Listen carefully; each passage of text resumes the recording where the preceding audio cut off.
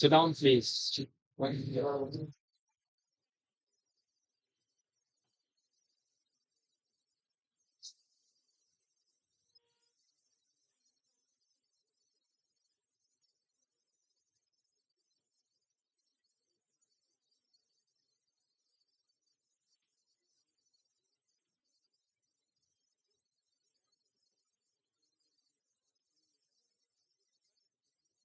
नई यूनिट शुरू करते हैं हम। Body fluid and circulation.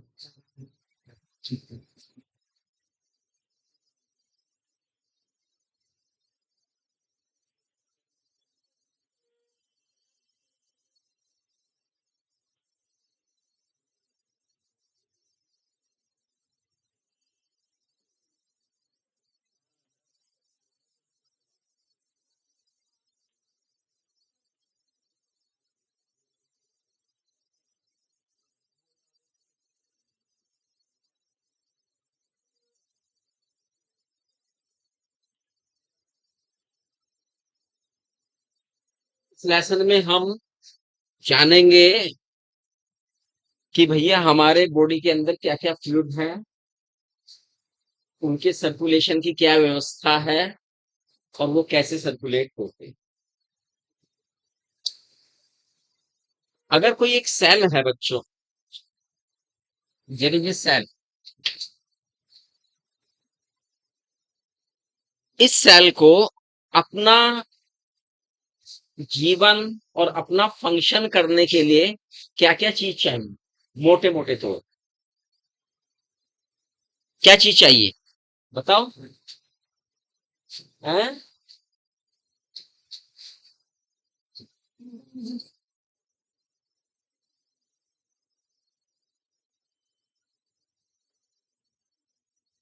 जोर से बोलो, कोई कोई आ रही है आवाज मुझे थोड़ी सी इधर से। भोजन चाहिए, न्यूट्रिएंट्स चाहिए। क्या चाहिए? फूड चाहिए।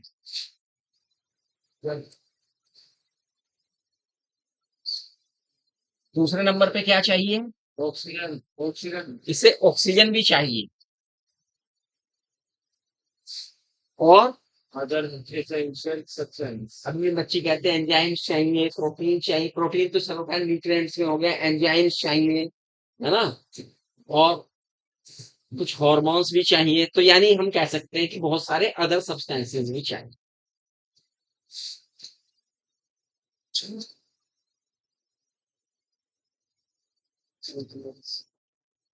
क्लियर? ये चीजें चाहिए। और जब ये इन चीजों का उपयोग करके अपना कार्य कर लेगी, अपनी एनर्जी को मेंटेन कर लेगी, तो कुछ बाय प्रोडक्ट भी बनाएगी। ऐसे तो है नहीं कि भाई इन्हें यूज कर दिया और कोई बाय प्रोडक्ट नहीं बनेगा।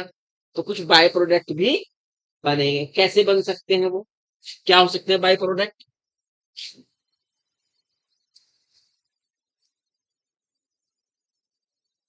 बाय प्रोडक्ट्स क्या हो सकते हैं? हाँ, वो एक्सक्रीटरी प्रोडक्ट्स ही होंगे। बाय प्रोडक्ट्स मेनली क्या होंगे? वो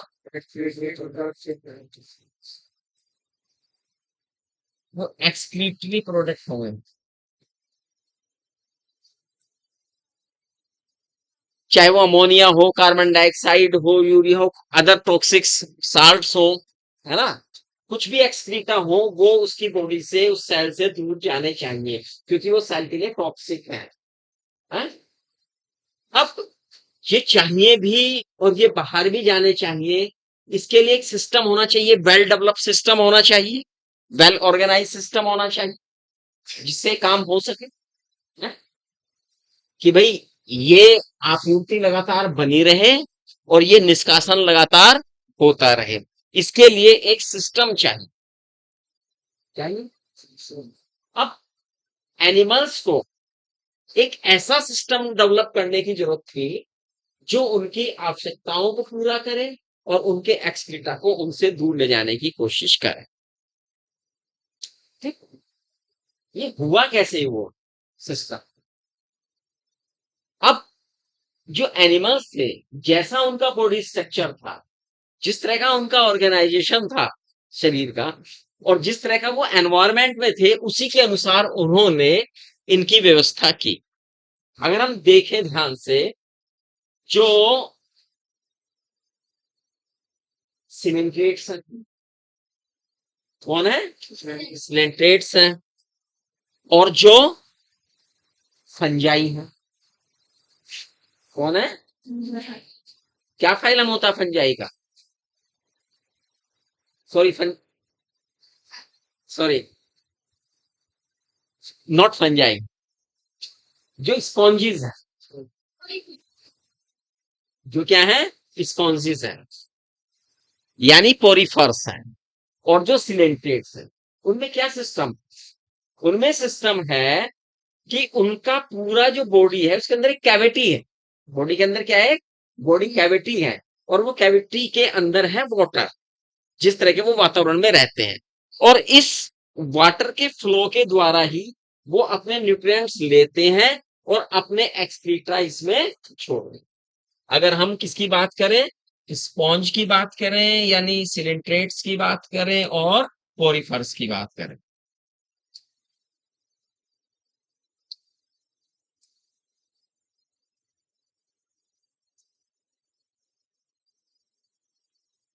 थ्रू वाटर ये काम कर लेते हैं। उनकी बॉडी में कैविटी है, उसके थ्रू ये काम कर लेते हैं। लेकिन जैसे जैसे हम एडवांस तरफ बढ़ते हैं, एक जहां वाटर नहीं है तो एक दूसरा फ्लूइड चाहिए। भाई एक फ्लूइड चाहिए। क्या चाहिए? फ्लूइड, एक तरल चाहिए, जिस तरल के माध्यम से वो अपने इन चीजों को पूरा कर सके, जैसे जैसे हम कॉम्प्लेक्स की ओर बढ़ते हैं। और जब हम इस फ्लूइड की बात करते हैं, तो मोस्ट ऑफ द एनिमल्स में ये फ्लूइड होता है कौन? ब्लड। ये फ्लूइड जो है ब्लड, कुछ में इस ब्लड का ही अलग अलग रूप है ना? और कुछ में ब्लड भी है, और ब्लड के साथ साथ एक और एसेसरी है उसके साथ देने के लिए, लिम्फ,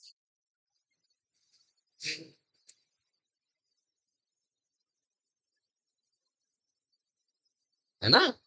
दो तरह के लिक्विड्स, दो तरह के फ्लूइड बॉडी में है। एक ब्लड है और एक क्या है? लिम्फ। लिम्फ को हम टिश्यू फ्लूइड भी कहते हैं। लिम्फ का दूसरा नाम क्या है? टिश्यू फ्लूइड, क्योंकि वो सेल से बाहर आके और सेल के बाहर जो स्पेस होता है उसमें भर जाता है। टिश्यूज के बीच में जो प्लेस रहता है, सेल्स का ग्रुप है तो टिश्यू, और टिश्यू के बाहर जो प्लेस है उसमें भर जाता है, और वहीं से अपना एक्सचेंज ऑफ मटेरियल होता है उसमें। That's why it is tissue fluid और लिक्विड। तो इस लेसन के अंतर्गत बच्चों हम ब्लड और लिम्फ दोनों के बारे में जान, दोनों का सर्कुलेशन बॉडी में किस प्रकार से होता है वो जाने। ठीक। और निश्चित रूप से मेनली हम इस लेसन में जब हम बात करते हैं तो हम किसकी बात करते हैं? ब्लड की बात। किसकी बात करते हैं? ब्लड। ठीक है बच्चों। तो बात करते हैं ब्लड, रुधिर, रक्त।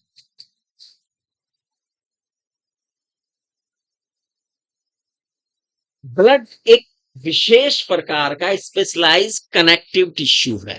कैसा टिश्यू है? Connective tissue. ठीक है। कनेक्टिव टिश्यू क्या होते हैं? मैंने बताई थी कि विशेषता कनेक्टिव टिश्यू की। कितने बच्चों को याद है? एक बच्चे को याद है। हाँ। उसके अंदर फाइबर्स फाइबर्स होंगे। हाँ। सर जिसके अंदर लिक्विड होगा सर। सर और क्या होगा? फाइबर्स हैं, लिक्विड्स हैं, और सेल्स है ना? लेकिन हमने स्पेशलाइज इसलिए कहा कि यहां पर फाइबर नहीं, यहां पर फाइबर नहीं है ब्लड में, है ना? बाकी चीजें। तो ब्लड को हमने कहा blood and lymph both are connective tissue. Blood and lymph both are connective tissue. And अगर हम ब्लड की बात करें तो भैया ब्लड के भीतर दो मुख्य चीजें हैं, क्योंकि फाइबर तो गायब हो गए। फाइबर तो क्या हो गए? तो दो चीजें रह गई, कौन कौन सी? एक फ्लूइड और एक सेल। यहां पर उन्हें नाम दिया गया है प्लाज्मा एंड फॉर्म्ड एलिमेंट्स।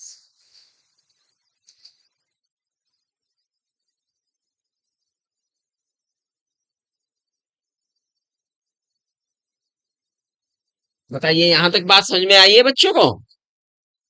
हाँ, ब्लड के अंदर कितनी चीजें हैं बेटा? दो चीजें, कौन कौन सी? अगर हम एवरेज एक स्वस्थ व्यक्ति की बात करें, जो जिसका वेट लगभग 70 किलोग्राम के करीब है, उसमें 5 to 5.5 लीटर ब्लड पाया जाए। इतना ब्लड उसके भीतर होना चाहिए, है ना?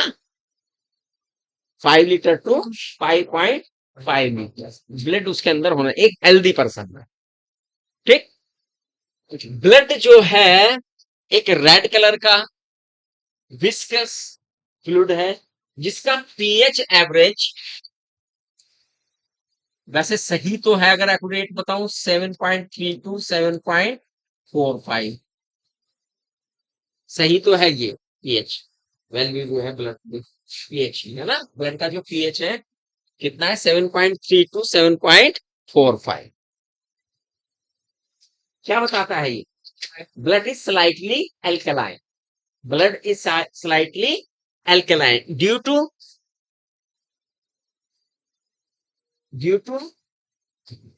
बाइकार्बोनेट्स, ड्यू टू बाइकार्बोनेट्स, है ना? थोड़ा सा स्लाइटली एल्कलाइन होता है हमारा ब्लड। ठीक है बच्चों। अब ब्लड के दो हिस्से हो गए, एक blood plasma and other is form element. अब एक एक करके हम इसे देखते हैं। अगर हम ब्लड प्लाज्मा की बात करें, और जितना टोटल ब्लड है, कितना टोटल ब्लड है? हम मान रहे 5 लीटर। उसका 55% पार्ट, कितना? 55% पार्ट कौन है? प्लाज्मा है। और बच गया कितना? 45% पार्ट कौन है? Form elements. ठीक है। ब्लड प्लाज्मा स्ट्रॉ कलर का है। किस कलर का है? स्ट्रॉ। स्ट्रॉ देखा? कितने बच्चों ने स्ट्रॉ देखा? स्ट्रॉ कितने बच्चों ने देखा? घास का तिनका घुस कितने बच्चों ने देखा? हाँ, कैसे रंग का होता है? Light yellowish, very light yellowish होता है ना? घास का भूसा जिसे कहते हैं, है ना? येलोइश स्ट्रॉ कलर का है। स्ट्रॉ पेल कलर कह सकते हैं आप इसे, हल्का सा पेल कलर यहां पर आ जाता है। ठीक है। कलर कैसा है इसका? लेकिन लिखेंगे स्ट्रॉ कलर। कलर कैसा है इसका? स्ट्रॉ, तिनके वाले कलर। विस्कस है, नॉन लिविंग पार्ट है। कैसा पार्ट है? नॉन लिविंग पार्ट है। ब्लड का non living part blood plasma है। और इसका भी 90 to 92% तो पानी ही है इसमें। इसमें 90 से 92% क्या है? वाटर है बेटा। और बाकी में शेष ऑर्गेनिक एंड इनऑर्गेनिक सब्सटेंसेस। ठीक है। 90 से 92% जिसमें पानी है, और बाकी क्या है? Organic and inorganic substances. ठीक है। अगर हम इसके ऑर्गेनिक सब्सटेंसेस की तरफ बढ़ें, तो सबसे पहले आता है प्रोटीन। सबसे पहले क्या आता है बच्चों? प्रोटीन। और अगर हम प्रोटीन की बात करें प्लाज्मा में, तो बेटा 6 to 8% तो प्रोटीन ही है। 90 से 92% हिस्सा तो हो गया क्या? पानी। और 6 to 8% क्या हो गया? प्रोटीन। और प्रोटीन की बात करें तो तीन मेन प्रोटीन है। कितनी मेन प्रोटीन है? तीन मेन प्रोटीन है। Number 1 fibrinogen number two globulin, number तीन एल्ब्यूमिन। इनमें सबसे ज्यादा एल्ब्यूमिन है। सबसे ज्यादा कौन है? एल्ब्यूमिन। सबसे छोटी प्रोटीन है, मोलिक्यूल सबसे हल्का है, छोटा है और सबसे ज्यादा है मात्रा। इन तीनों के अलग अलग काम, तीनों के काम भी क्या है? अलग अलग। जो ये फाइब्रोनोजन प्रोटीन है बेटा, ये बाद में फाइब्रिन में कन्वर्ट होती है। फाइब्रिन कहते हैं फाइबर्स है ना, और ब्लड के कोगुलेशन यानी क्लॉटिंग में हेल्प करते हैं। It helps in coagulation of blood.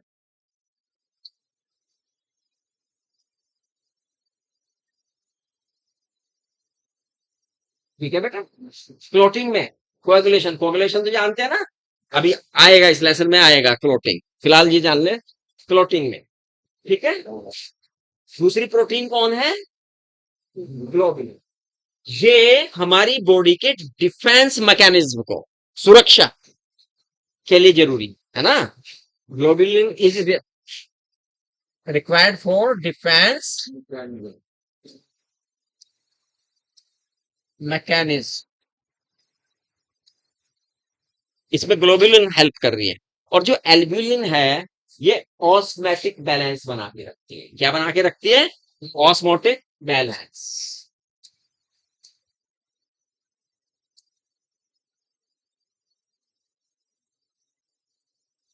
कितनी प्रोटीन है हमारे ब्लड में मेनली? तीन। कौन कौन सी?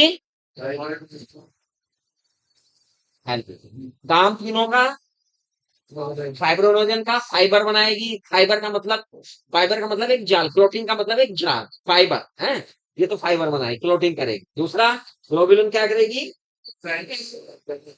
Defence mechanism. आपने देखा ना, अल्फा ग्लोबुलिन, बीटा ग्लोबुलिन आएंगे बाद में, ये लेटर और डिस्कस आएगा इसमें। और तीसरा क्या है बेटा? आयन बैलेंस भी तो होना चाहिए हमारी बॉडी में, उसे कौन करता है? क्लियर? ये तीन प्रोटीन। इसके अतिरिक्त ऑर्गेनिक सब्सटेंस में और क्या क्या है भैया? शुगर्स है। क्या है? ब्लड शुगर्स है ना, कुछ हार्मोन्स हैं, कुछ एंजाइम्स हैं, है ना, कुछ एंटीबॉडीज हैं। क्लियर?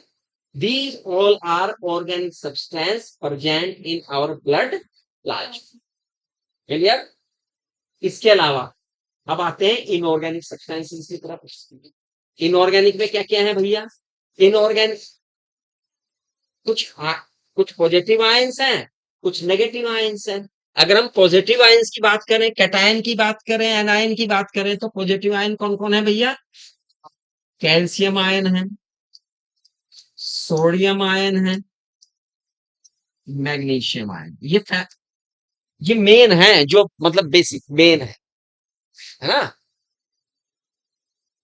एना है ना। इसके अलावा बाइकार्बोनेट आयन है, क्लोराइड आयन है, फॉस्फेट आयन भी होते हैं, है ना, फॉस्फेट आयन भी होते हैं। क्लियर हुई बात या नहीं? लेकिन एनसीईआरटी दो आयन को मेन बता रही है, तो हमने वो तो ही आयन लिखे हैं आपके पास, बाइकार्बोनेट एंड क्लोराइड। क्लियर? इसके अतिरिक्त ब्लड प्लाज्मा में कार्बन डाइऑक्साइड भी घुला हुआ है, निश्चित रूप से वो बाइकार्बोनेट के रूप में जाएगा, आपने देखा है ना। और क्या घुला हुआ है इसमें? कुछ अमोनिया भी हो सकता है, इनऑर्गेनिक सब्सटेंस है। वही जाके बाद में लीवर में जाके क्या बनता है? यूरिया बनता है। वही बाद में जाके क्या बनता है? यूरिया बनता है। इसके अलावा और दूसरे छोटे मोटे आयंस भी इसके अंदर मौजूद रहे, है ना, ब्लड प्लाज्मा के भीतर। और क्या है भाई ब्लड प्लाज्मा में इसके अलावा? भैया इन सब के अतिरिक्त ब्लड के प्लाज्मा के अंदर कोगुलेशन फैक्टर भी होते हैं, क्लॉटिंग फैक्टर्स भी होते हैं। क्या आते हैं? हाँ, क्लॉटिंग फैक्टर्स भी हैं, कोगुलेशन फैक्टर्स भी हैं। 12 होते हैं फैक्टर। कितने हैं ये फैक्टर? वैसे तो 12 होते हैं गिनती में ये फैक्टर, ये सारे इसमें हैं। और बेटा अगर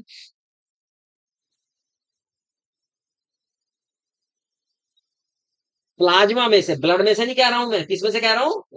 plasma minus, plasma minus coagulation factor is equal to serum.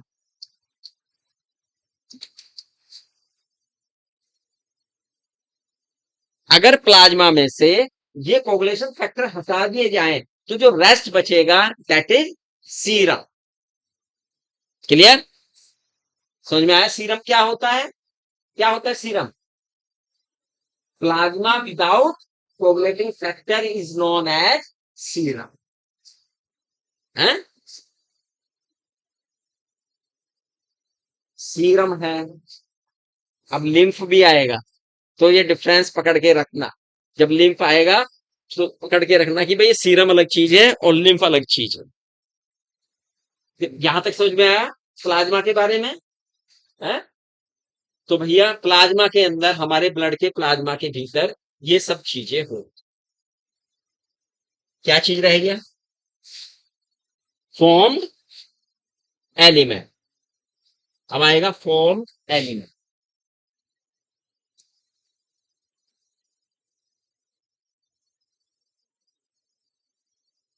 Total blood का कितना होगा भैया ये? 45%। 45%। और यदि फॉर्म्ड एलिमेंट्स को देखें तो भैया इनमें तीन तरह की सेल्स हमें दिखाई दे रही। तीन तरह की हैं। कौन कौन सी? ये बच्ची कह रही है, पहली है एरिथ्रोसाइट्स, दूसरी है ल्यूकोसाइट्स, तीसरी है थ्रोम्बोसाइट्स।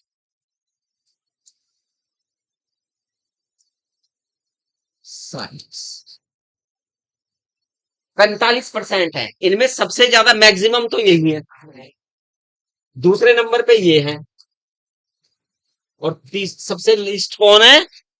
ये है। ठीक है ना? सबसे मैक्सिमम कौन है बेटा? एरिथ्रोसाइट्स है, जिन्हें हम आरबीसी यानी रेड ब्लड कॉर्पोसेल्स भी कहते हैं। एरिथ्रोसाइट्स को क्या कहते हैं? Red blood corpuscles, RBC. These are called RBC, है ना? रेड ब्लड कॉर्पोसेल्स, क्योंकि ये रेड। Why they are red? Because they contain haemoglobin. They contain haemoglobin. ठीक है बेटा? हीमोग्लोबिन है इनके अंदर, इसके कारण ये रेड।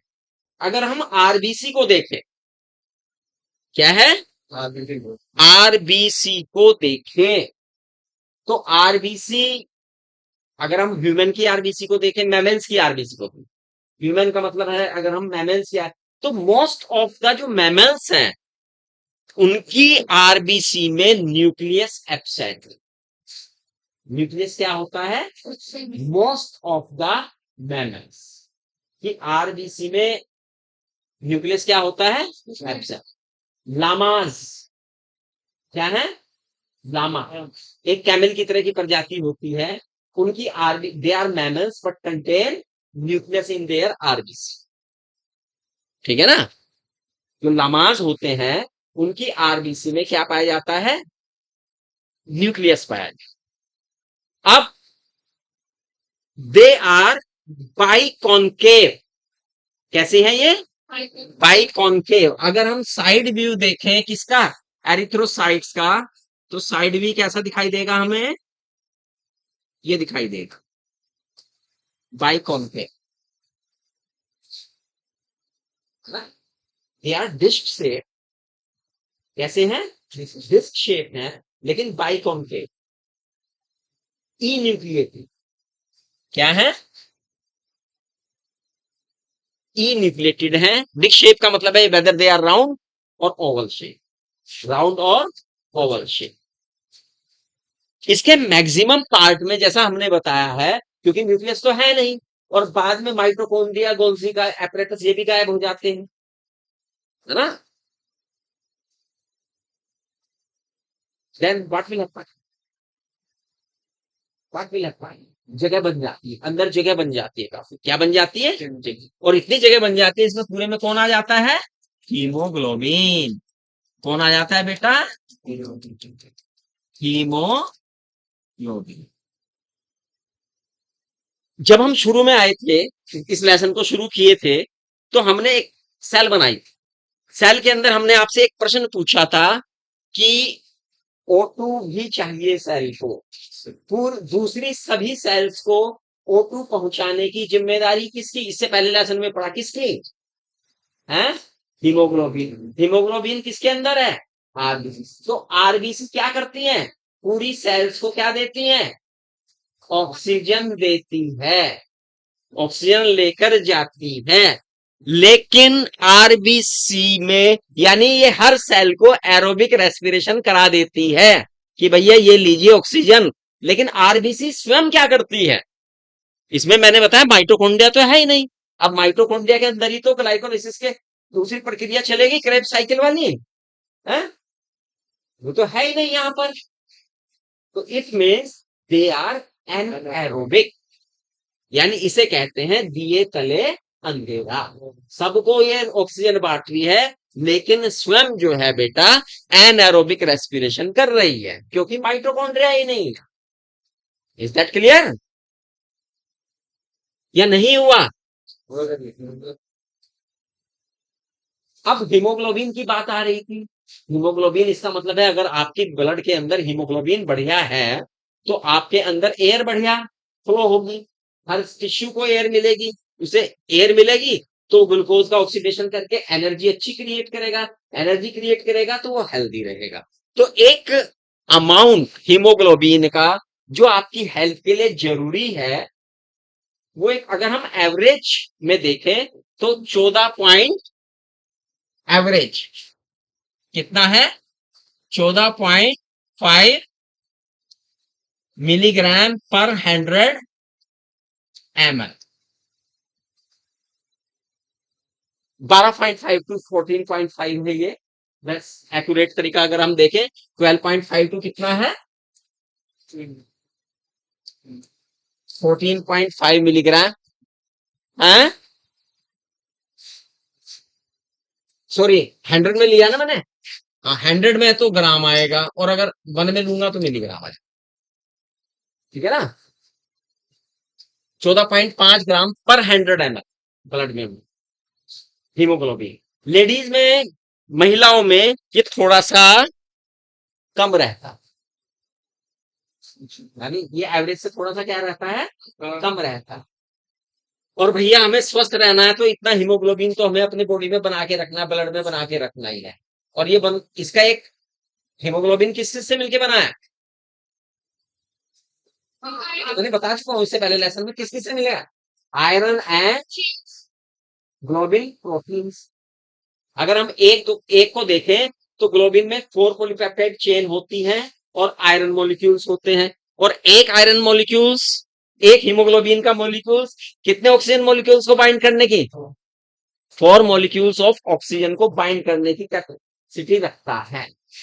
ये बात मैंने पिछले लेसन में भी आपको बताई है ना, यहां पर फिर रिपीट कर रहे हैं। तो इसका मतलब हमें हीमोग्लोबिन को बना के रखना है। जब आप हीमोग्लोबिन की मात्रा घटती है ब्लड के अंदर, तो एनीमिया क्या हो जाता है? रक्ताल्पता, है। डॉक्टर कहते हैं खून की कमी हो गई, यानी खून में हीमोग्लोबिन घट गया। फिर आपको आयरन दिया जाता है, या और फिर सलाह दी जाती है कि भाई ऐसी चीजें खाएं, आप हरी पत्तेदार सब्जियां खाएं, कुछ फल ऐसे खाएं कि आप में ज्यादा से ज्यादा हीमोग्लोबिन बने। कितने बच्चे हरी सब्जियां खा रहे हैं आजकल बरसात के दिनों में? एक खा रही है, अब खा रही है, शुरू कर दी। 2, 3, 4, 5, 6। अच्छा, कितने नहीं खा रहे हैं वो ईमानदारी से? सच्ची सच्ची, हाँ ये तू भी नहीं खा रही है? खा रही है। और सबको खानी चाहिए, हीमोग्लोबिन की मात्रा को मेंटेन करके रखना है मैं बॉडी में। ठीक है बच्चों, चलिए। जो बेटा आरबीसी है, इनका निर्माण जब एडल्ट होता है तो कहां होता है? बोन मैरो में। नो, रेड बोन मैरो में। कहां होता है? रेड बोन मैरो में।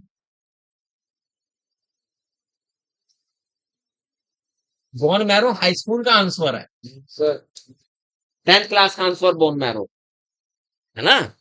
कहां होता है बेटा? Red bone marrow. अभी पढ़ेंगे आप, लेसन आएगा कि बोन मैरो, जब वो पढ़ेंगे ना आप, हाँ, स्केलेटन पढ़ेंगे आप, तो उसमें आएगी बोन मैरो, तो उसके पार्ट है बोन मैरो में। तो रेड बोन मैरो में बेटा ब्लड सेल्स का निर्माण होता है। तो आरबीसी भी उससे छुटी नहीं है। आरबीसी का निर्माण भी रेड बोन मैरो में होता है, एडल्ट जब हो जाते हैं। ठीक है। 120 दिन एक आरबीसी जीतती है। कितने दिन जीतती है? 120 दिन।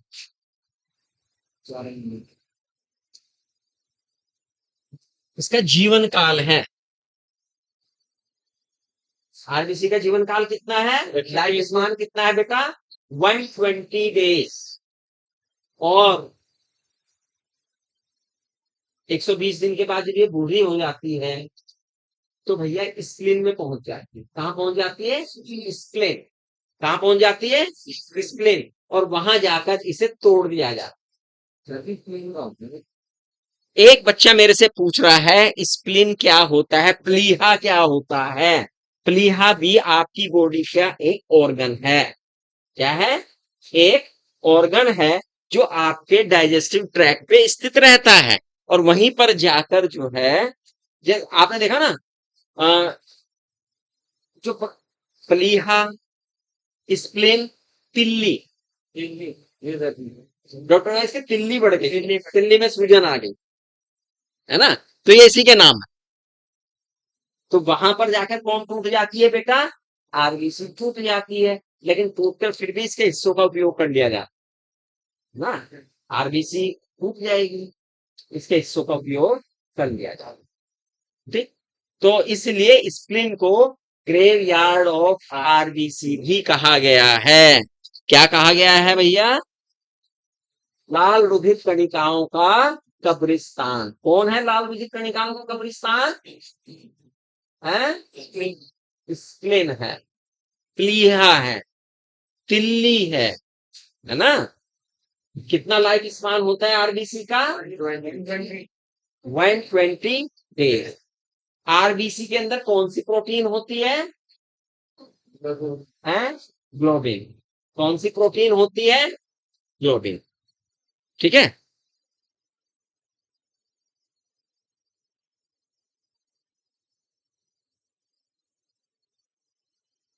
चलिए, आरबीसी काम क्या करती है मेनली भैया? मेनली तो ऑक्सीजन का, लेकिन CO2 का भी करती है, हमने बताया था ना। CO2 भी ट्रांसफॉर्म हो रही है आरबीसी के द्वारा 20 से 22%, आपने देखा था, है ना। Clear all about RBC? NCERT इतना ही कहती है आरबीसी के बारे में, बताओ।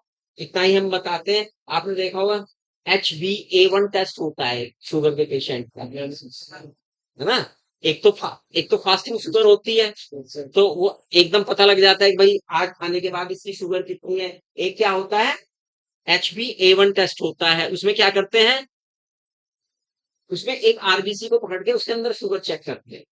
तो आरबीसी का क्योंकि जीवन काल 120 दिन है, तो हमें पता लग जाता है कि भैया 120 दिन पहले, यानी एवरेज रूप में इसकी शुगर इतने महीने से इतनी ही चली आ रही है ना। तो उसमें आरबीसी का ही टेस्ट हो, है ना। चलिए, इतना ही कहती है, आगे बढ़ते। सॉरी, दूसरी कौन है भैया? Form element leukocyte. सेकंड कौन है बेटा? ल्यूकोसाइड्स। इन्हें व्हाइट ब्लड कॉर्पोसेल्स भी कहते हैं, क्योंकि इनमें हीमोग्लोबिन एब्सेंट होता है। हीमोग्लोबिन एब्सेंट होने से ये व्हाइटिश हो, व्हाइट कलर में रहे। क्लियर? पहला पॉइंट तो ये है। दूसरा पॉइंट, इनकी संख्या बहुत, जैसा मैंने बताया था, बहुत न्यून होती है। ये पर मिलीमीटर क्यूब ब्लड में इनकी संख्या 6000 टू 8000 है। पर मिलीमीटर ब्लड क्यूब में इनकी संख्या कितनी है?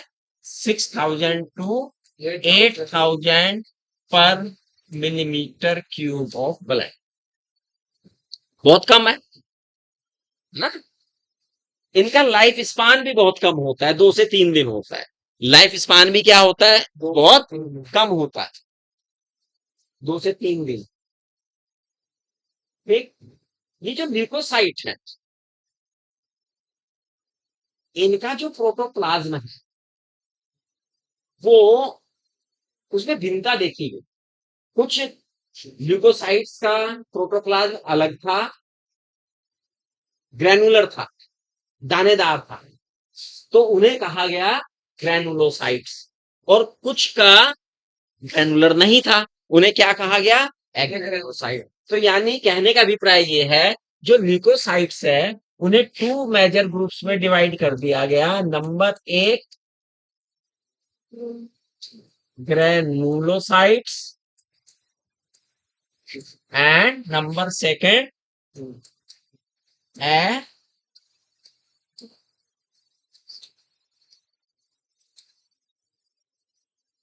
Clear.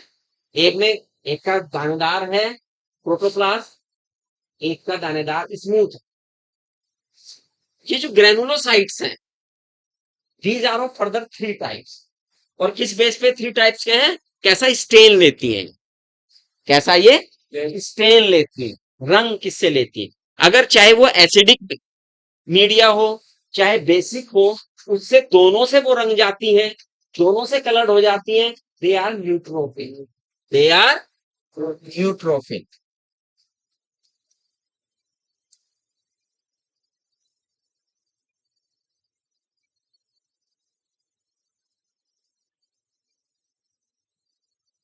If they are coloured only eosin, एक एसिडिक मीडिया है, तो they are known as acidophil और eosinophil. They are known as acidophil और इयोसिनोफिल।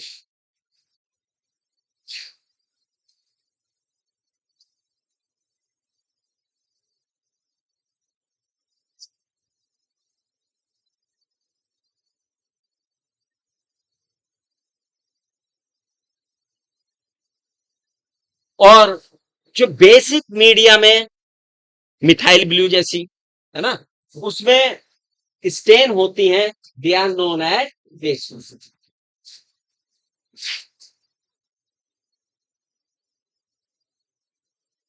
क्लियर, समझ में आया ये? न्यूट्रोफिल, मैंने क्रम भी उसी में लिखा। इस क्रम में लिखने का 2-3 कारण है। एक तो पहला कारण तो ये दोनों मीडिया से है, दोनों मीडियम में स्टेन होंगी। ये केवल एसिडिक मीडिया में स्टेन होंगी, ये केवल बेसिक मीडिया में सी। सब जितनी भी ल्यूकोसाइट्स हैं, उनमें सबसे अधिक मात्रा में पाई जाने वाली जो ल्यूकोसाइट है, जो WBC है, they are neutrophils. They are 60 to 65%। Total WBC जितनी पाई जाती हैं, उसका 60 to 65% कौन है? हैं? न्यूट्रोफिल।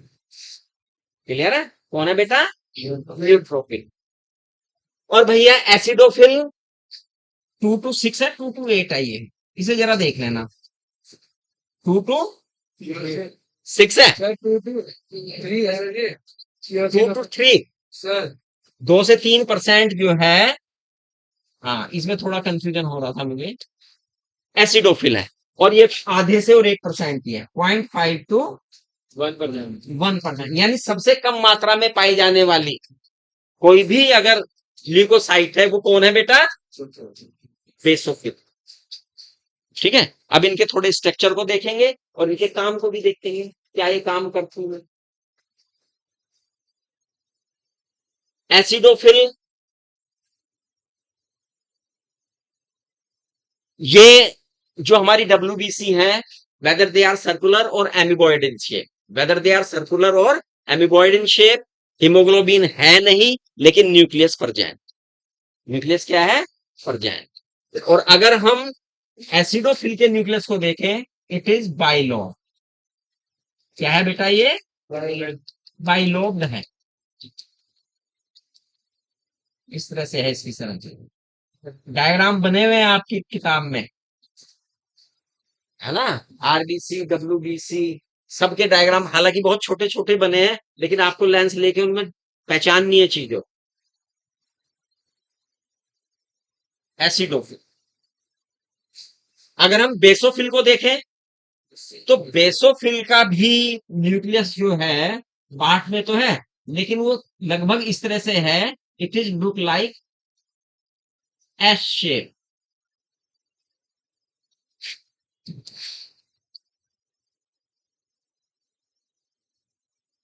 लोब तो है ये, है ना? लेकिन ये लोब्ड कैसा है? एस शेप है, इंग्लिश के एस की तरह का है।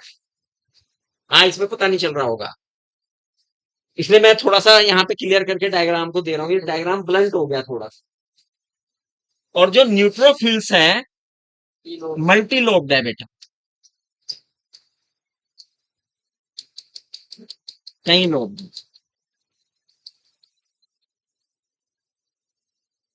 कई लोब इसमें दिखाई दे, है ना? हाँ, यार ये तो इसने सारी जगह घेर दी।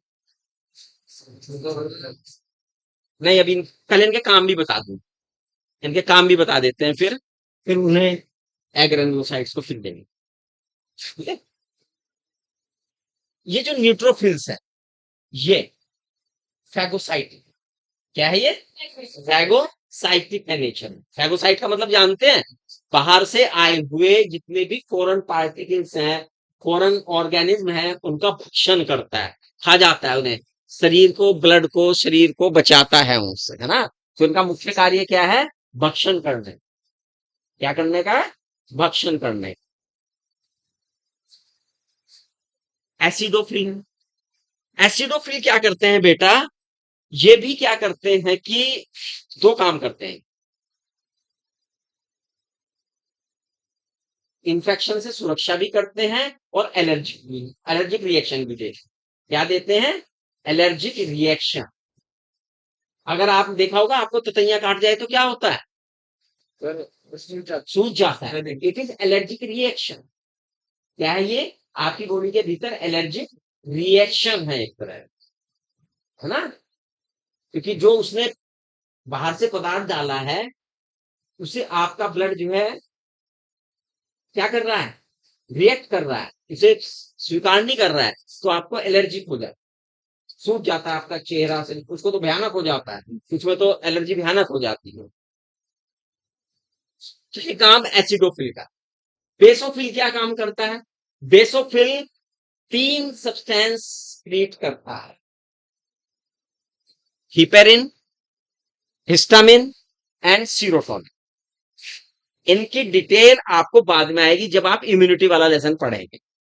एक लेसन है ना इम्यूनिटी आपकी शरीर में, तो जब आप वो लेसन पढ़ेंगे, इन तीनों सब्सटेंस की डिटेल आपको आएगी। किस किस की? Histamine, heparin and serotonin. कौन सिक्रीट करता है इन्हें? है? बेसोफिल। कौन सिक्रीट करता है? बेसो। अभी मैं सवाल पूछ लूंगा अभी, ये मतलब दो और करा के फिर मैं इनमें ही घुमाऊंगा आपको, 5 के 5 में अलग अलग सवाल पूछूंगा मैं, है ना? आज के, कल के सवाल तो अलग रहेंगे, आज के जो वर्तमान सवाल में। क्लियर हो गया? इतना काम आ गया इनका समझ में, स्ट्रक्चर समझ में आ गया, इनकी संख्या समझ में आ गई। ये एवरेज संख्या थी बेटा, एवरेज, है ना? एवरेज संख्या थी ये इतनी। क्यों? क्योंकि भैया 60 से 65% अगर ये है, तो निश्चित रूप से बहुत ज्यादा है, आएंगी ये तो, इससे ज्यादा आएंगी, ये तो एवरेज संख्या निकाली ना हमने। कम है, और भी कम, है ना? तो नंबर 1 पे कौन है? न्यूट्रॉन। नंबर 1 पे कौन है? न्यूट्रॉन। क्लियर? अब आती है कौन सी? पलटने से। सर, हाँ जी। इसे छोटा कर, अच्छा छोटा भी हो जाता है क्या? करूँ सर? छोटा सा आ जाएगा, 1 मिनट हो गया,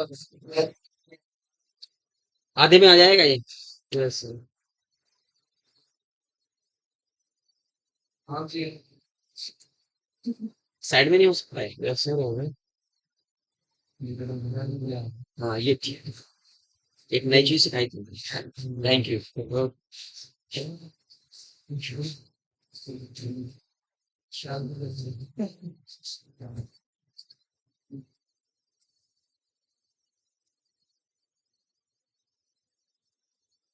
अब आता है एग्रेनुलोसाइट्स। भैया इनके कैसा है इनका प्रोटोप्लाज्म? स्मूथ। प्रोटोप्लाज्म क्या है? स्मूथ है। और ये भी टू टाइप की। कितने टाइप की हैं? टू टाइप की। Number one lymphocyte and number two monocytes.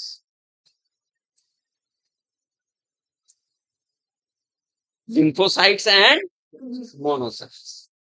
ठीक है। जो लिम्फोसाइट है, जो क्या है? लिम्फोसाइट है, पहले तो इनकी परसेंटेज बता दें। 20 से 25% लिम्फोसाइट है और ये 6 से 8% है।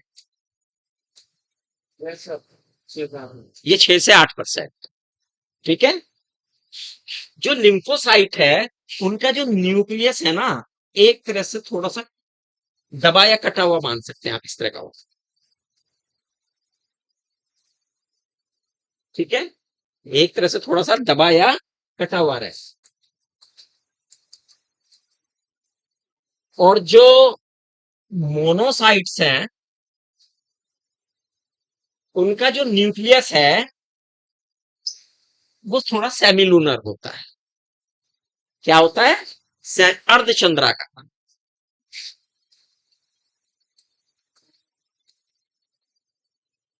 It is lymphocyte and it is monocytes. Clear?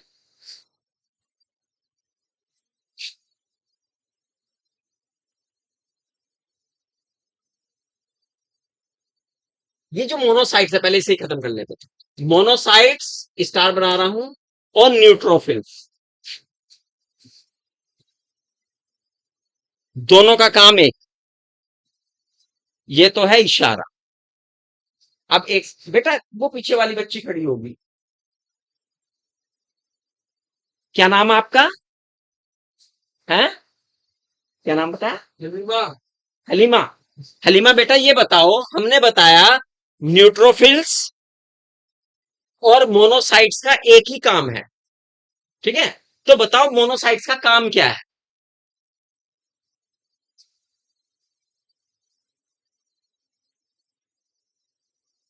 आपने हमारी बात ध्यान से नहीं सुनी। आप एक तो इतने पीछे बैठ गए, आगे से खा लिए, है ना? आगे सीट खाली और आप इतने पीछे बैठ गए, हमारी बात पूरी सुन भी नहीं रही होगी। आपको सुन रही है तो फिर क्यों क्यों सहन कर रहे हो आप? अगर मेरी बात नहीं सुन रही है, आपको सीट आगे खाली पड़ी है, तो आप आगे आके बेटा क्यों नहीं बैठ रहे हो? आगे बैठ जाओ, है ना? कितने बच्चों को काम पता लग गया मोनोसाइट्स का? Sir very good. आज हम खुश हैं कि सारे लड़कों के हाथ खड़े हुए हैं, एक एक लड़के का हाथ खड़ा हुआ है, यानी इट मीन्स वो बात को बहुत अच्छी तरह से सुनने लगे, है ना? तुम बताओ भाई। फैगोसाइट, फैगोसाइटोस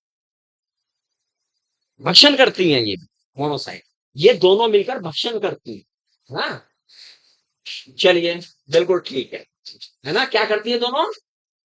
मैंने इसलिए पूछा था क्योंकि मैं पहले आपको न्यूट्रोफिल का काम बता चुका, और फिर बस मैंने इतना कहा कि दोनों का काम एक है, तो उसका काम क्या है? बैठिए, अब ध्यान से सुनो।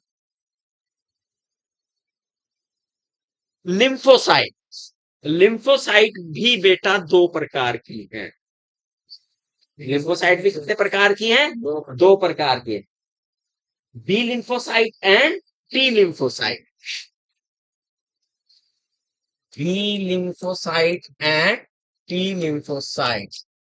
And NCRT is saying both are both lymphocytes are involved in immune process है, इम्यूनिटी बढ़ाने में, इम्यूनिटी बनाने में दोनों लिम्फोसाइट महत्वपूर्ण है। Yes, sir. एंटीबॉडीज निश्चित रूप से एंटीबॉडीज से बनेगी। क्लियर? ल्यूकोसाइट समझ में आई है? आ गई? अच्छा, सबको समझ में आ गई? Yes, sir. सारी समझ में आ गई? Yes, sir. बोर्ड पे भी लिखी हुई है ना? आप खड़े हो बेटा, क्या नाम है आपका? है? सना। सना, सना बेटा बताओ, जितने भी ये फॉर्म्ड एलिमेंट है, इनमें सबसे ज्यादा संख्या किसकी होती है? कौन सी फॉर्म्ड एलिमेंट सबसे मात्रा में सबसे ज्यादा है?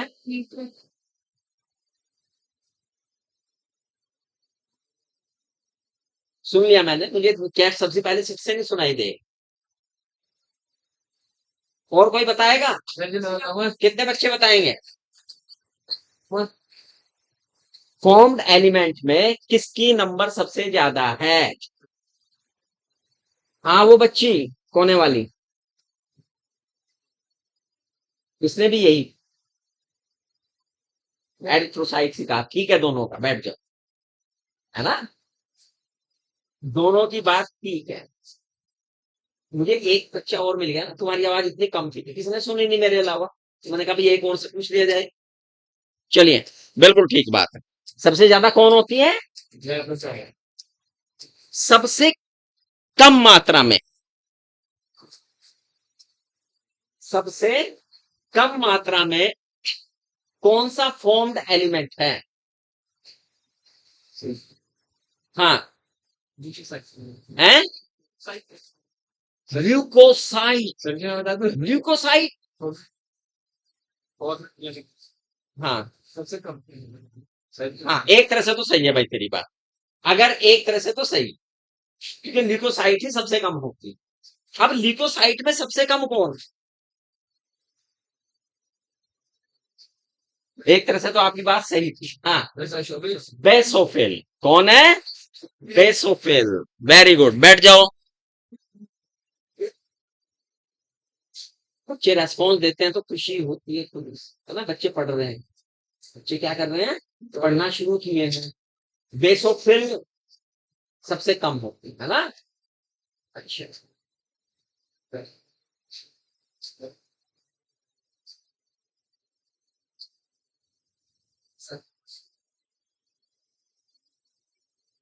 किस फॉर्म्ड एलिमेंट का न्यूक्लियस, किस फॉर्म्ड एलिमेंट का न्यूक्लियस बाइलोब्ड होता है? ये बच्ची, इसका एकदम हाथ खड़ा हुआ है। हाँ हाँ, इयोसिनोफिल का, बिल्कुल ठीक है। हाँ, भाई लोग करती कैसे का पूछा मगर करती कैसे भी भाई लोग के पास मगर ऐसे है नहीं बाइलोब्ड नहीं है actually, it is also a type of lobe. ये भी तो न्यूक्लियस का हिस्सा होगा ना, ये भी तो न्यूक्लियस ही रहेगा ना। न्यूक्लियस जो है एस शेप में आ गया, ठीक है, इसे थोड़ा सा और मोटा कर दो, है ये न्यूक्लियस का पार्ट है, यानी न्यूक्लियस गोल ना होके एस शेप में घूम गया ना।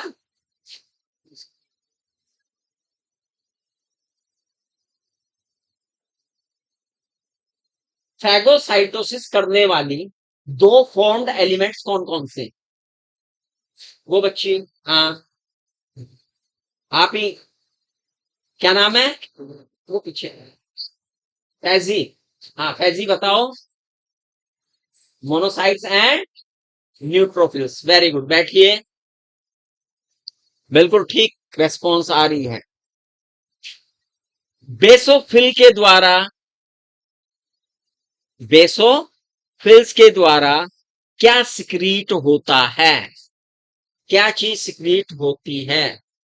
1 2 3। वो बच्चा पीछे वाला, हाँ उमर, हाँ जी बताओ उमर। हैं? Heparin, histamine and serotonin, very good, बैठिए, वेरी गुड, ऐसे ही याद रखो, है ना?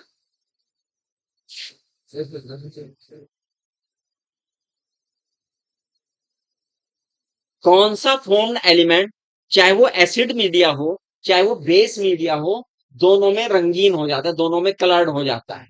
हाँ, ये वाली बच्ची न्यूट्रोफिल्स। बैठो।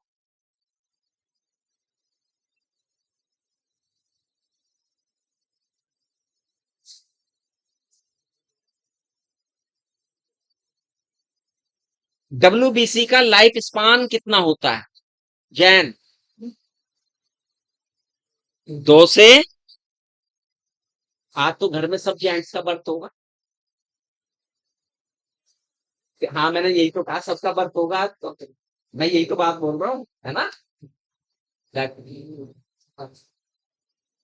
अनंत चतुर्दशी है भैया। हाँ।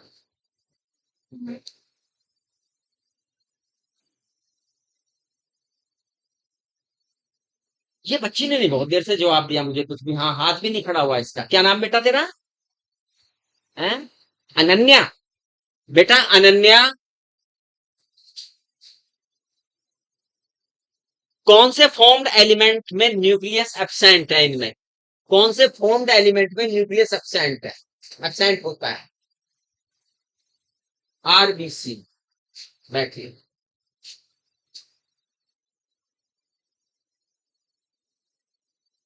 आरबीसी का लाइफ स्पान कितना होता है, ये बच्ची बताएगी। बस आगे बताना चाह रहा है। अभी पूछेंगे उनसे। 100, 120 से। बैठिए।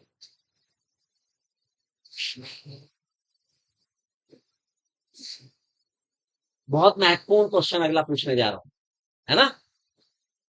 कौन बताएगा? कौन सा फॉर्म्ड एलिमेंट अभी तक डिस्कस नहीं हुआ है?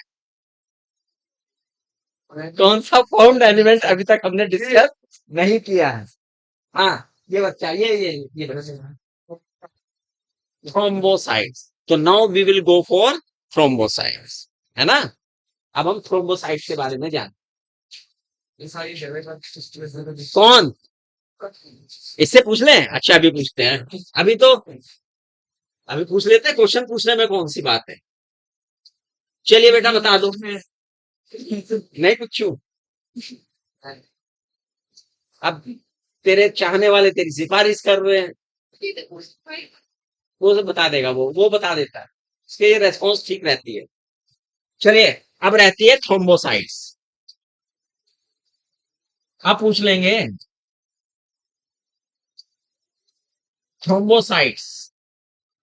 थ्रोम्बोसाइट्स और platelets only present in mammals, man, है ना? ये बेटा फ्रैक्शन है। सेल से क्या है? फ्रैक्शन, टुकड़े हैं सेल के, दे आर फ्रैक्शन। और एक स्वस्थ व्यक्ति में इनकी संख्या जो है 1.5 लाख से 3.5 लाख तक होती है। कितनी होती है? 3.5 लाख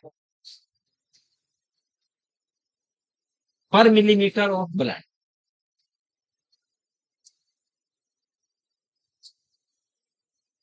है ना? क्योंकि मैंने फ्रैक्शन बताया है ये, तो आपने देखा होगा कि कुछ आपकी एनसीईआरटी की बुक में कुछ टुकड़े टाइप संरचनाएं बनी हुई होंगी, जैसे कुछ टूटी फूटी।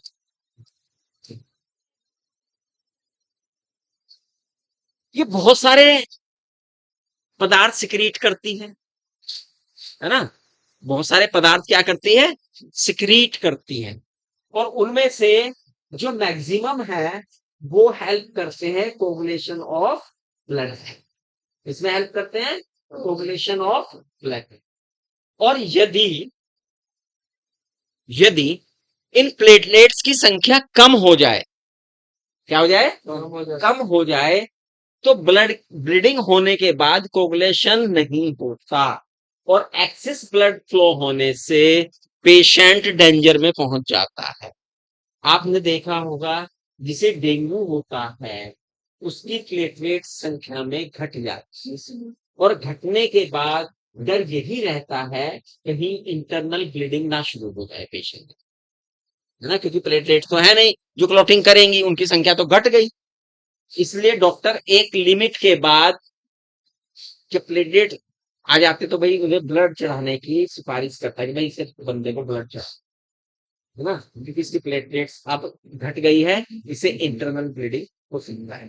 तो इसलिए अब मौसम है अक्टूबर का और सितंबर का, और बारिश भी हो गई Saharanpur. It is the high time for dengue and chikungunya. तो सभी बच्चों से मेरा निवेदन है, फुल आस्तीन के कपड़े पहने, है ना,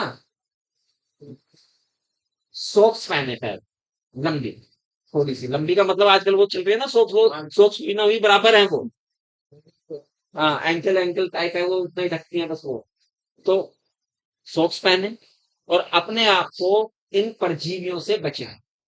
एडिस एजेक्टाइल जो है परजीवी से अपने आप को क्या करें, बचाएं ना बेटा, इसके लिए जरूरी है।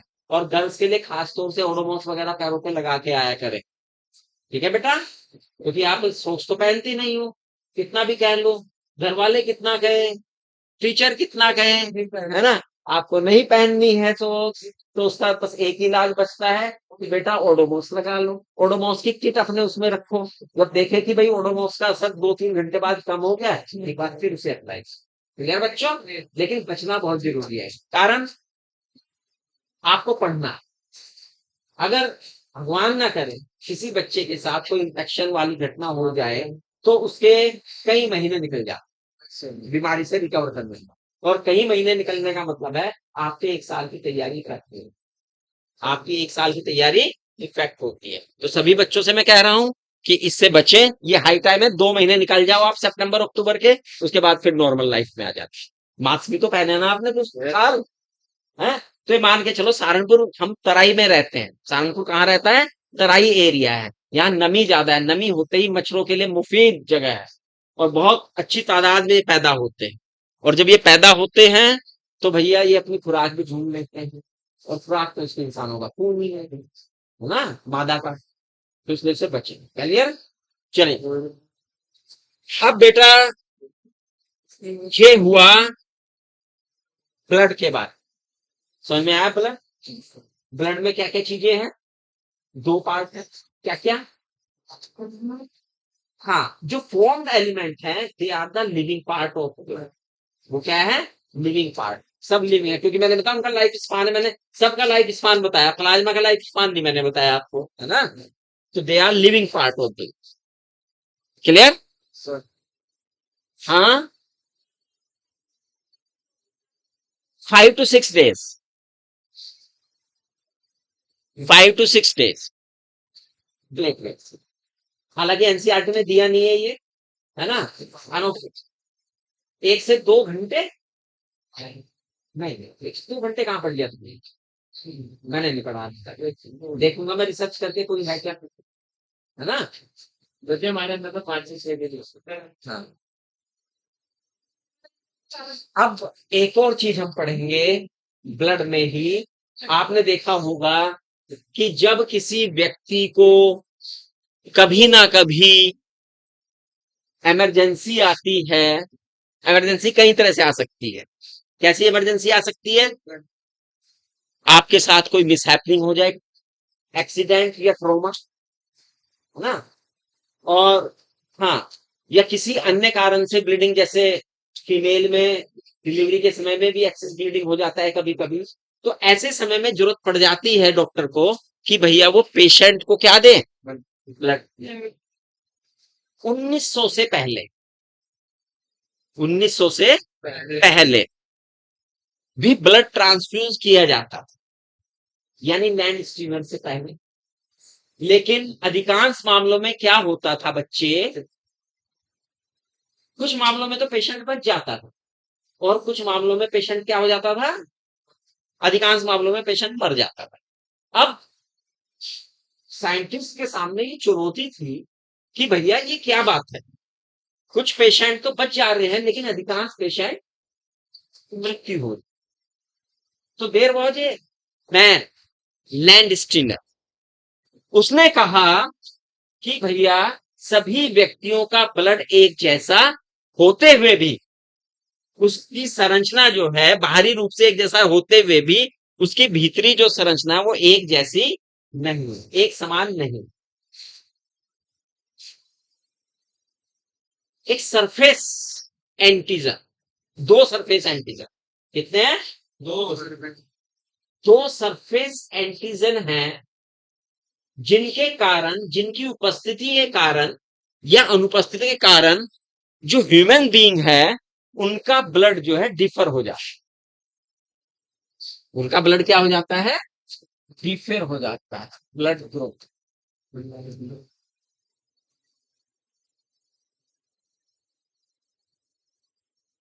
इसके अलावा लैंड स्टीनर के बाद 1930 में उसके लिए इन्हें नोबेल भी मिला।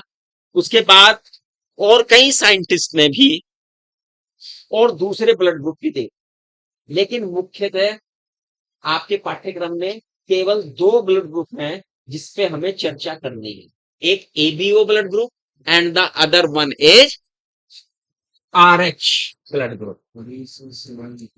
ब्लड ग्रुप कितने प्रकार के हैं भैया? हैं तो कई प्रकार के, लेकिन आपको दो का अध्ययन करना है, एबीओ है और भी ब्लड ग्रुप होते हैं, है ना, अलग अलग प्रकार के।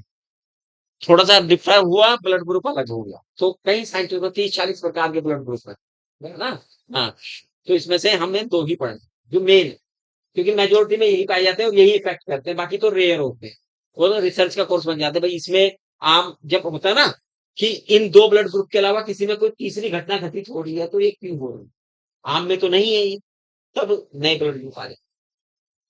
एबीओ ब्लड ग्रुप किसके द्वारा दिया गया है? ये लैंड स्टीनर और उसके स्टूडेंट्स के द्वारा, आपके जैसे स्टूडेंट थे उनके, है ना, वो उन्हें हेल्प करते थे। भाई रिसर्च कर रहे हैं तो सर के साथ रिसर्च स्कॉलर भी होते हैं ना जो उनके साथ लगे हुए हैं, तो उन्हें हेल्प करते हैं।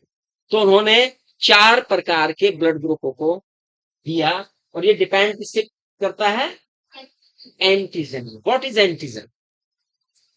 अ केमिकल दैट इंड्यूस इम्यूनिटी,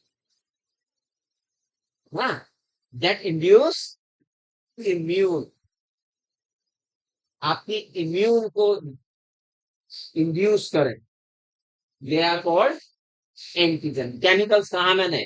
जब एंटीबॉडी कहूंगा, एंटीबॉडीज आर द प्रोटीन्स जो क्रिएट होते हैं अगेंस्ट एंटीजन।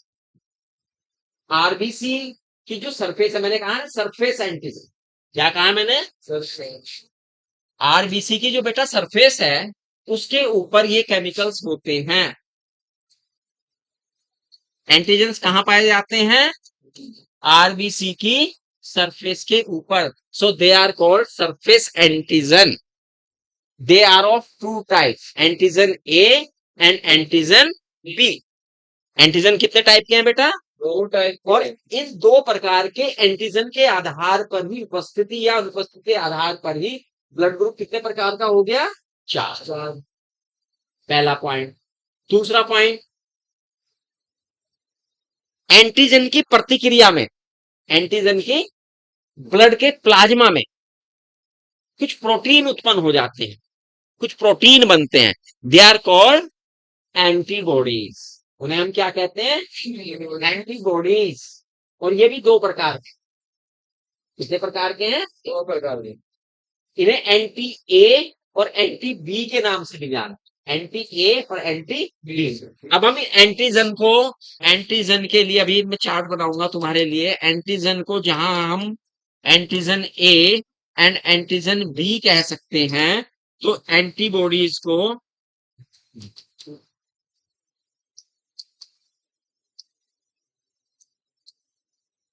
एंटी ए और एंटी बी भी कहा गया है, या इन्हें small a and small b से भी रिप्रेजेंट किया जाता है। Small a and small b से भी रिप्रेजेंट किया जाता है। ध्यान कीजिए, एंटीजन ए और एंटीबॉडी ए स्मॉल ए जैसे ही एक साथ आएंगे, there should be clumping of RBC. RBC की क्या हो जाएगी? क्लंपिंग, गुच्छा बना लेंगे, वो चिपक जाएंगे और क्लॉट बना के छोटी छोटी जो केशिकाएं हैं, ब्लड कैपिलरीज हैं, उनमें फंस जाएंगे। उस ऑर्गन्स को ब्लड की सप्लाई बाधित हो जाएगी और व्यक्ति राम नाम से है ना। ऐसे ही एंटीजन बी के साथ एंटीबॉडी बी नहीं रह सकती, उसके साथ भी यही क्लम्पिंग होगी। हाँ, एंटीजन ए हो, एंटीबॉडी बी रह सकता है, एंटीजन बी हो, एंटीबॉडी ए रह सकता है। इस आधार पर ही मैंने कहा है कि ब्लड ग्रुप कितने प्रकार का है, 4 प्रकार का है बेटा। ब्लड ग्रुप को अगर हम देखें, there are of 4 type, serial number, blood group, antigen, antibody.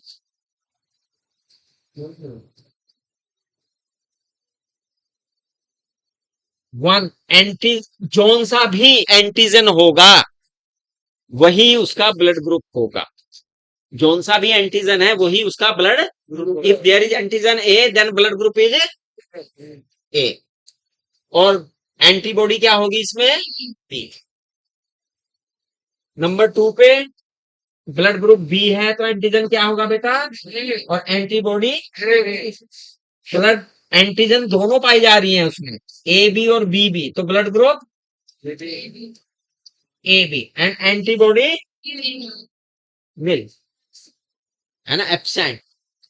और अगर कोई भी एंटीजन नहीं है, ओ कोई भी एंटीजन नहीं है, तो एंटीबॉडी दोनों हो सकती, ठीक है बेटा। ये ब्लड ग्रुप।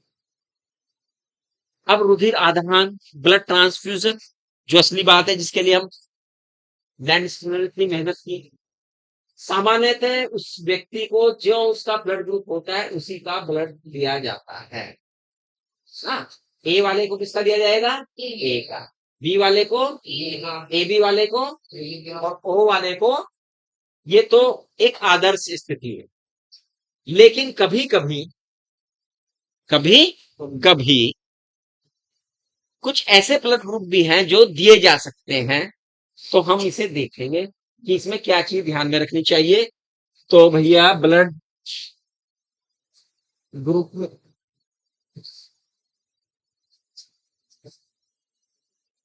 नहीं, अब जरूरत नहीं है उसकी।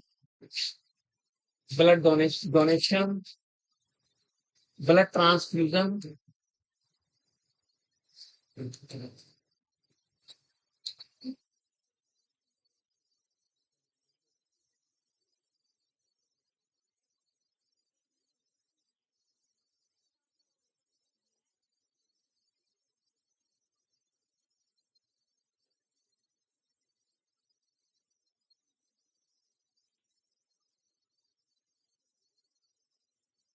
भैया यहाँ पर 2 स्थिति होगी, एक डोनर होगा और एक एक्सेप्टर होगा, रिसीवर होगा। ये डोनर है जो दाता है, ए ब्लड ग्रुप का है, बी ब्लड ग्रुप है, ए बी है, ओ है। इसी प्रकार से हमारे चारों तरफ एक रिसीवर भी है भैया, A B, A B and O. क्या ध्यान में रखा जाता, ध्यान रखिए, क्योंकि ब्लड तो जिस व्यक्ति को दिया गया है, सारी प्रतिक्रिया तो उसके शरीर में होनी है, सारी प्रतिक्रिया क्या होनी है उसकी बॉडी में। जो दे चुका उस पर क्या फर्क पड़ रहा, भैया हमने तो ब्लड डोनेट कर दिया 1 बोतल, अब जिसे चढ़ रहा है वो भुगते। अब डॉक्टर ने गलती कर दी तो कहीं, इसलिए कहा पढ़ लो, गलती करोगे तो वहां पे भी गलती करोगे, है ना। तो हाँ, क्या ध्यान में रखना है, जो डोनर है उसका हमेशा एंटीजन ध्यान में रखा जाता है। डोनर का क्या ध्यान में रखा जाता है, एंटीजन। और जो रिसीवर है उसकी एंटीबॉडी को भी ध्यान में रखना पड़ता है ना। तो भैया ये डोनर, ये तो एंटीजन के साथ लिख रहा हूं, उनके साथ एंटीबॉडी भी लिख रहा हूं मैं, बी ए कोई नहीं और ए। सपोज कीजिए किसी की बॉडी में एंटीजन ए जा रहा, ए एंटीजन जाएगा। अब यहाँ पे क्या ये ए इसके साथ क्लम्पिंग कर जाएगा बी के साथ, है, ए किसके साथ क्लम्पिंग करेगा, ए के साथ, और बी किसके साथ करेगा। तो भैया एंटीजन कौन है, ए, और एंटीबॉडी कौन है, क्या क्लम्पिंग करेगा, यानी सेफ है, यानी ये ब्लड दिया जा सकता है। क्लियर। अब ये चला इसे देने, एंटीजन कौन है, ए, और एंटीबॉडी क्या पड़ा हुआ है इसके बीच में, क्या ये क्लम्पिंग कर जाएंगे, सर नहीं दे सकते। हाँ? एंटीजन क्या है, ए, एंटीबॉडी कौन है, कोई नहीं, सेफ है रास्ता, कुछ चिपकेगा ही, दे सकते। क्लियर।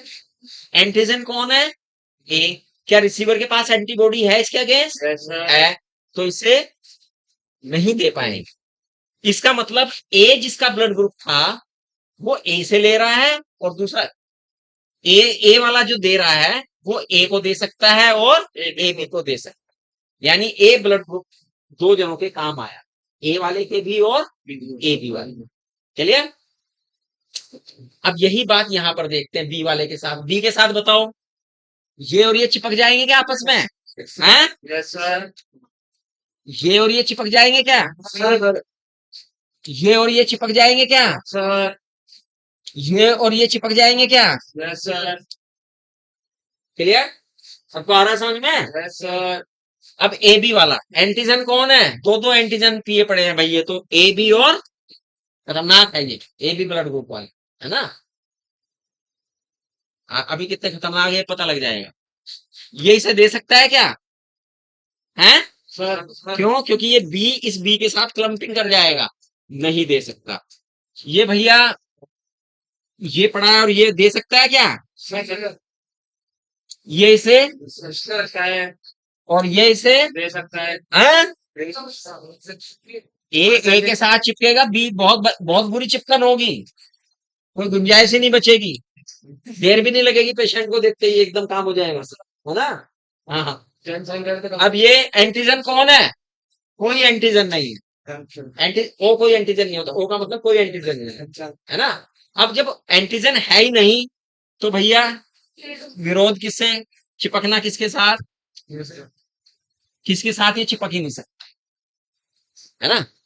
अब जब हमने देखा कि भैया डोनर जो ओ है वो आया, और उसके बारे में जब हमने देखा ओ किसको ब्लड दे सकता है, सबको, it is universal donor. Sir तो यूनिवर्सल डोनर कौन है, अभी मैं बता देता हूं, पूरा ओ नेगेटिव है ना, पॉजिटिव नेगेटिव अभी क्योंकि आपने पढ़ा नहीं इसलिए ओ नेगेटिव होता है फिलहाल, मान के चलिए, ठीक है। हाँ? ओ नेगेटिव सही कर लो अपने दिमाग को। हाँ, पॉजिटिव नेगेटिव वाले को कैसे, चलो सपोज कीजिए आपका ओ पॉजिटिव है और इस बच्चे का ओ नेगेटिव है, ठीक है, आपने ब्लड इसे दिया, आपके ओ पॉजिटिव यानी जो आर एच पॉजिटिव है इसके नेगेटिव में एंटीजन नहीं बना देगा, तो फिर कैसे दे दोगे। हाँ, ये अपना ब्लड आपको दे सकता है, किसी को भी दे सकता है, क्योंकि इसमें एंटीजन है ही नहीं भाई, जिसमें एंटीजन नहीं है वही वही तो सेफ है। जिस तरह से ओ में एंटीजन नहीं है ऐसे ही ओ नेगेटिव में कोई, ओ नेगेटिव ऐसा ब्लड ग्रुप है जिसमें कोई एंटीजन है ही नहीं, ना आर एच ना ए बी, इसलिए वो यूनिवर्सल डोनर। और ए बी को देखो लेने के मामले में, सबसे ले रहा था यूनिवर्सल रिसीवर, और जब देने की बारी आई थी, हाँ भाई ए बी वाले तो ब्लड दे दें, क्या जी ए बी को भी नहीं दे सकता मैं, बी को भी नहीं दे सकता, ओ को, केवल ए बी को दे सकता, है ना। देने के मामले में ये यूनिवर्सल नहीं है, लेकिन जब लेने की बारी आई इनके ब्लड की सबसे, तो ये वो है जो सबकी दावतों में चला जाता है लेकिन अपने यहाँ किसी को नहीं बुलाता, है ना। हमने यहाँ किसी को नहीं बुलाता। चलिए समझ में आ गया, यूनिवर्सल डोनर कौन है, ओ, हाँ, और यूनिवर्सल रिसीवर कौन है, पॉजिटिव, ए बी, इसे भी याद कर लो इसके साथ, है ना, वो यूनिवर्सल रिसीवर है। क्लियर, कितने ब्लड ग्रुप हो गए, चार। और जब कभी इस चार्ट में मिसमैच होता है तो गड़बड़ हो जाती, सबको अपने ब्लड ग्रुप पता है, यस कोई ऐसा बच्चा जिसने आज तक अपना ब्लड ग्रुप ना चेक कराया हो, हाथ खड़ा करे, हे बच्चे जल्द से जल्द अपना ब्लड ग्रुप चेक कराएं भाई, 50 रुपए भी नहीं लगते, एक बार तो 80 हो गए थे, अरे पिछली सर्दी में स्कूलों में आए थे, वो 30 रुपए में उन्होंने ब्लड ग्रुप चेक किए थे। एक लैब वाले आए थे, उन्होंने 30 रुपीज में ब्लड ग्रुप चेक किए बच्चों के, है ना। तो बेटा करा लो, और अपना जो आई कार्ड है उसके ऊपर लिख के रखो। क्यों मैं ऐसा कह रहा कभी कहीं भी जरूरत पड़ जाएगा देने की हूं, कोई। देखो क्यों मैं ऐसा कह रहा हूं, तो ऐसा इसलिए कहता हूं कि आप सड़कों पे चलते हैं, और सड़कों पे जब हम चलते हैं तो सड़कें 100% तो सेफ नहीं है, कोई भी दुर्घटना किसी के साथ भी हो सकती है। तो जैसा इस बच्चे ने कहा, दोनों आवश्यकताएं पड़ती है, ब्लड लेने की भी और ब्लड देने की भी। ठीक है, ब्लड दिया भी जाता है, एक ग्रुप बने हुए, कई ग्रुप बने हुए हैं शहर में। अभी देखो, अब जब यहाँ पे शुरू होगा, डेंगू का प्रकोप शुरू होता है, तो जो ब्लड ग्रुप वाले क्लब होते हैं वो एक्टिव हो जाते हैं। वो फिर कहते हैं जी ठीक है, कोई सा भी मिस हो, वो अपने बंदे को फोन करते हैं, वो उन्हें ब्लड देता है, लेकिन एक बोतल को ले लेते हैं आपसे, कारण क्या है, किसी दूसरे की हेल्प। तो फिर वो हेल्पिंग चलता है ना। क्योंकि पेशेंट उस टाइम बहुत परेशान होता है डॉक्टर के यहाँ की, यार ब्लड ग्रुप, डॉक्टर तो कह देता है भाई ब्लड ग्रुप का इंतजाम कर लो अपना, जिसे चढ़नी है 1 यूनिट चढ़ेगी। अब वो बेचारा बाहर खड़ा है अकेला, सोच रहा है कहाँ से लाऊं, मेरा तो ओ पॉजिटिव है। 50 साल से ऊपर, 55 साल से ऊपर उम्र होगी तो वो ब्लड भी डोनेट नहीं कर पाएगा। इसका होता है ना। मेरा सर 18 के बाद और 50 से पहले। हाँ, 50 से पहले पहले होता है, तो वो घूमता है, तो उसके लिए ये क्लब हेल्प करते हैं, ये देवदूत बन के आते हैं। इनके नंबर लेके फोन करते हैं, भैया 1 यूनिट ब्लड परिवार में से किसी का दिला देते हैं मैच, और उससे अपने पेशेंट की जान बचा ले। तो इसलिए मैंने कहा है सबको अपना ब्लड ग्रुप पता होना चाहिए। ठीक है, लेकिन दोस्तों का जो ग्रुप है उसमें भी पता होना चाहिए, मानवता के नाम, है ना। आपके दोस्त सिटीजन में ही जरूरत पड़ जाए, हाँ ठीक है, ऐसा ना हो कि आपकी गुंजाइश तो है नहीं, और आपने कहा, सर ने कहा था एक 1 यूनिट देनी ही देनी है, और आप दे दो, और डॉक्टर कहा भाई इसे एक देते क्या, इसे 4 चढ़ाओ। खून देने गया चढ़वा के आ गया। इसे 4 चढ़ाओ तब बचेगा ये, है ना। तो ऐसा नहीं होना चाहिए। चलिए, एक और फैक्टर की हम बात करते हैं, एक और ब्लड ग्रुप की हम बात करते हैं, दैट इज आरएच। हो गया, बड़ी जल्दी हो गया। चलिए इसे कर लेंगे। क्लियर, समझ में आया सबको ब्लड के बारे में, blood plasma, home elements, blood group, blood transfusion, वो चीजें समझ में आई। थैंक यू, बाकी कल करेंगे।